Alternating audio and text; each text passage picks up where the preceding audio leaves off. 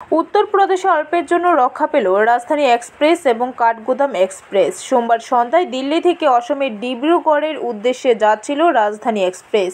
উত্তরপ্রদেশের হরদই জেলায় ডালিনগড় এবং উমরতুলি স্টেশনের মাঝে রেল লাইনের উপর বিদ্যুতের তার জড়ানো কাঠের টুকরো পড়ে থাকতে দেখেন ট্রেনের চালক। রেল লাইনে কাঠের টুকরো পড়ে থাকতে দেখে আপৎকালীন ব্রেক কষেন রাজধানীর চালক।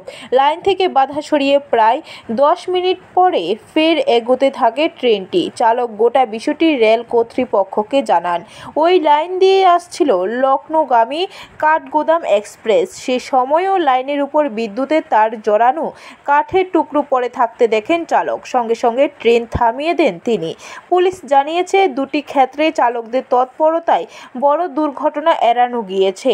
চালকদের কাছে খবর পেয়ে ঘটনাস্থলে যান রেলের পদস্থ আধিকারিক, আরপিএফ এবং জিআরপির কর্তারা। রেলের তরফে এখনো পর্যন্ত এই বিষয়ে প্রকাশ্যে কিছু বলা হয়নি। পুলিশ সূত্রে খবর, তদন্ত শুরু হয়েছে।